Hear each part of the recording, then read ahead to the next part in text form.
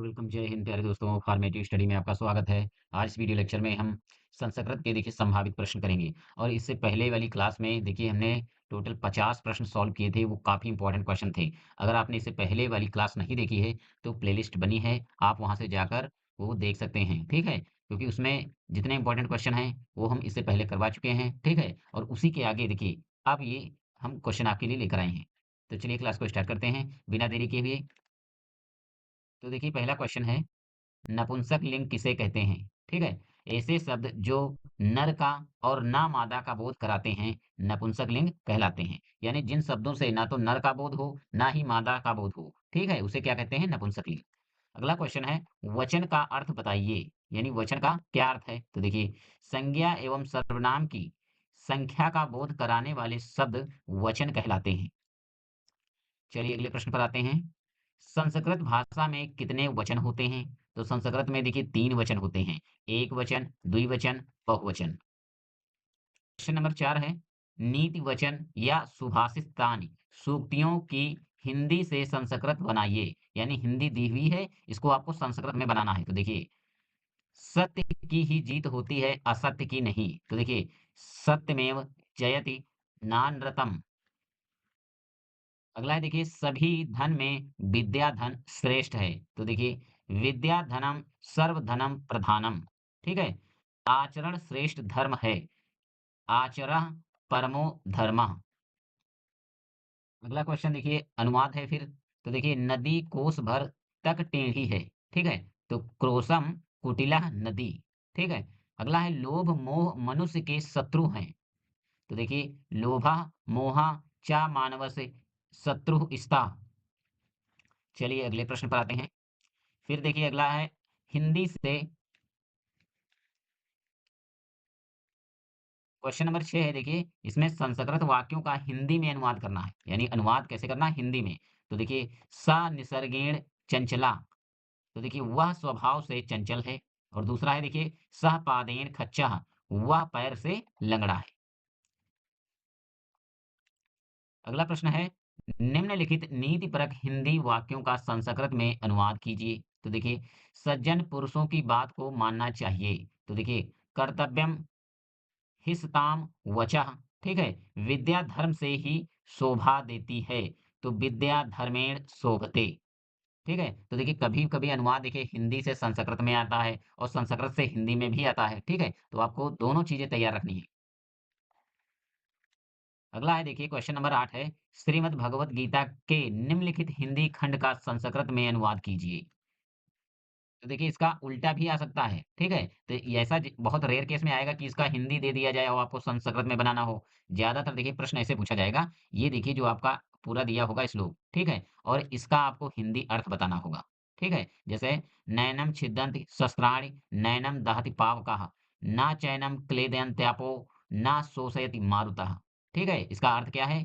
तो देखिए, आत्मा को ना तो शस्त्र काट सकते हैं और ना अग्नि जला सकती है, ना जल इसे गीला कर सकता है और ना वायु इसको सुखा सकती है। ठीक है।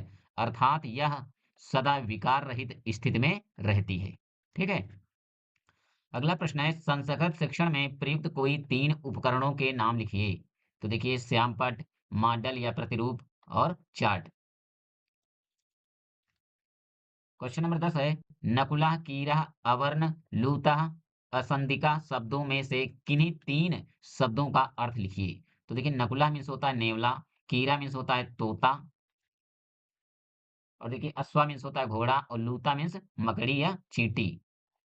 अगला क्वेश्चन है, नवनीतम शब्द का हिंदी अर्थ क्या है? तो देखिए, ताजा मक्खन या कोमल, ठीक है, या मुलायम। क्वेश्चन नंबर 12 है देखिए, फल व सब्जियों के नाम संस्कृत में लिखिए। तो देखिए, जामुन, आम, कद्दू, करेला, इनको संस्कृत में क्या कहते हैं? तो जामुन को कहते हैं जम्बू, आम को अमरा, कद्दू को कूसमांड या तुम्भी, ठीक है, या करेला को क्या कहते हैं? कटिलकम या कटिलका। ये वाला क्वेश्चन देखिए काफी इंपॉर्टेंट है, यहाँ से प्रश्न आ सकता है। अगला क्वेश्चन है देखिए, भोजन संबंधी वस्तुएं चना, मक्खन, नमक एवं रोटी को संस्कृत में लिखिए। तो देखिए, चना को कहते हैं चणक, मक्खन को नवनीतम, नमक को लवण और रोटी को कहते हैं देखिए कर कटिक्का। यहाँ पर देखिए हलंत होगा, कर कटिक्का। ठीक है। अगला क्वेश्चन है देखिए, पशु पक्षी, ठीक है? पपीहा, भेड़, बगुला, भेड़िया के नाम संस्कृत में लिखिए। तो देखिए इनके संस्कृत नाम, तो चातका यानी पपीहा को कहते हैं चातका, भेड़ को कहते हैं मेसा और बगुला को कहते हैं बलाका, ठीक है? भेड़िया को कहते हैं व्रका। नेक्स्ट क्वेश्चन है, किन्हीं 3 शाक भाजियों के नाम लिखिए, ठीक है?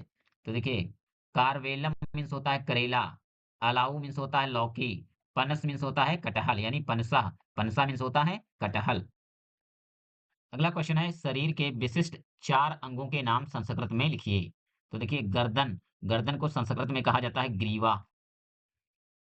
और देखिए, नाखून को संस्कृत में कहते हैं नखा, दांत को कहते हैं दसम, आंख को कहते हैं लोचनम, सिर को कहते हैं मुंडम, ठीक है? नेक्स्ट क्वेश्चन है, संज्ञा को परिभाषित कीजिए। तो देखिए, प्राणी, वस्तु, स्थान या भाव का बोध कराने वाले शब्द संज्ञा कहलाते हैं। अगला प्रश्न है, संज्ञा के भेद। तो देखिए, संज्ञा के 5 भेद होते हैं, ठीक है? लिंग को परिभाषित कीजिए। तो देखिए, संज्ञा के जिस रूप से स्त्री या पुरुषवाचक होने का बोध होता है, उसे लिंग कहते हैं, ठीक है? यानी स्त्री या पुरुष जाति का बोध हो, उसे क्या कहते हैं? लिंग। अगला क्वेश्चन है, पुल्लिंग किसे कहते हैं? तो देखिए, जिन शब्दों से पुरुष जाति का बोध होता है, उसे पुल्लिंग कहते हैं या पुल्लिंग कहलाते हैं। चलिए अगले क्वेश्चन पर आते हैं। स्त्रीलिंग किसे कहते हैं? तो देखिए, जिन शब्दों से किसी स्त्री जाति का बोध होता है, उन्हें स्त्रीलिंग कहते हैं।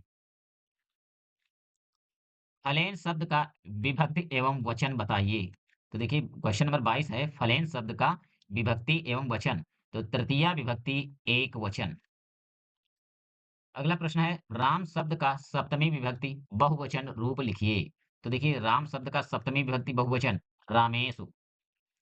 उत्तिष्ठ, जागृत, प्राप्य, वारण्यबोधत का हिंदी में अर्थ लिखिए। तो देखिए, हे मनुष्यों, उठो, जागो और श्रेष्ठ पुरुषों का ज्ञान प्राप्त करो। चलिए अगले प्रश्न पर आते हैं। तो देखिए, अगला क्वेश्चन है, चाहिए के अर्थ में कौन सा लकार प्रयोग होता है? तो चाहिए के अर्थ में विधिलिंग लकार का प्रयोग होता है। अगला प्रश्न है, भाषा की वर्णमाला को कितने भागों में बांटा जा सकता है? यानी जो भाषा की वर्णमाला है, इसको कितने भागों में बांटा जा सकता है? तो देखिए, संस्कृत भाषा की वर्णमाला को 3 भागों में बांटा गया है। एक है स्वर, एक व्यंजन और एक अयोगवाह। क्वेश्चन नंबर 27 है, संस्कृत भाषा में पुरुष कितने होते हैं? तो संस्कृत भाषा में 3 पुरुष होते हैं, प्रथम पुरुष, मध्यम पुरुष और उत्तम पुरुष। अगला प्रश्न है, आसपास की वस्तुएं, पेड़, घर, बगीचा तथा पौधे का संस्कृत नाम लिखिए। तो देखिए, संस्कृत नाम वृक्ष, ग्रहम, उद्याना, पादपा, ठीक है? अगला क्वेश्चन है, कौवा, भौंरा, पक्षी तथा कोयल के संस्कृत में नाम लिखिए। तो देखिए, कौवा को कहा जाता है काका, ठीक है? भौंरा को भ्रमरा, पक्षी को खगा और कोयल को पिका। देखिए, यहाँ पर इसमें थोड़ा सही कर लीजिए, यहाँ बिका नहीं होगा, कोयल को कहा जाता है पिका, ठीक है? पिका मीन्स होता है कोयल, या फिर आप कह सकते हैं कोकिला, कोकिला मीन्स भी होता है कोयल, ठीक है? चलिए अगला प्रश्न है, फूल, चौराहा, अनार, नींबू, गेंद को संस्कृत में लिखिए। तो देखिए, फूल को कहा जाता है पुष्पम, चौराहा को देखिए चतुष्ट पथ, अनार को दाडिमम, नींबू को निम्बुकम और गेंद को कंदुका, ठीक है? अगला क्वेश्चन है, संस्कृत में लिंग कितने प्रकार के होते हैं? तो संस्कृत में लिंग 3 प्रकार के होते हैं, पुल्लिंग, स्त्रीलिंग और नपुंसक लिंग। लट लकार का प्रयोग किस काल के लिए किया जाता है? तो देखिए, लट लकार का प्रयोग वर्तमान काल के लिए होता है, ठीक है? ये 2019 में प्रश्न पूछा गया था। गम धातु के, अगला क्वेश्चन है, गम धातु के प्रथम पुरुष बहुवचन का रूप लट लकार में क्या होगा? तो देखिए, गम धातु के प्रथम पुरुष बहुवचन का रूप लट लकार में गच्छन्ति होगा, ठीक है? क्या होगा? गच्छन्ति। अगला क्वेश्चन है, संस्कृत में वचन कितने प्रकार के होते हैं? तो देखिए, संस्कृत में जो वचन है 3 प्रकार के होते हैं, एक वचन, द्विवचन और बहुवचन। नेक्स्ट क्वेश्चन है, बालकय शब्द में प्रयुक्त विभक्ति और वचन लिखिए। देखिए बालकः शब्द में विभक्ति है तृतीया, यानी तृतीया विभक्ति और वचन है बहु, यानी बहुवचन तृतीया विभक्ति। तो चलिए आज की क्लास को हम यहीं पे विराम देते हैं और देखिए जितने अतिलहोत्री प्रश्न हैं ये सारे हो चुके हैं क्योंकि इससे पहले हमने 50 प्रश्न किए थे, ठीक है? और इस क्लास में भी 35 प्रश्न कर लिए हैं, ठीक है? तो आप अगर आप ये सारे क्वेश्चन तैयार कर लेंगे तो इससे बाहर आपका एक भी प्रश्न नहीं जाएगा। अब देखिए हम जो लघुत्तरी प्रश्न हैं, नेक्स्ट क्लास में जो लघुत्तरी प्रश्न है वो भी इम्पोर्टेंट क्वेश्चन, ठीक है? वो आपको करवाएँगे। तो अगर आपने वीडियो को लाइक नहीं किया है तो लाइक कर दीजिए, चैनल को सब्सक्राइब नहीं किया है तो सब्सक्राइब कर दीजिए। मिलते हैं नेक्स्ट क्लास में, तब तक के लिए जय हिंद।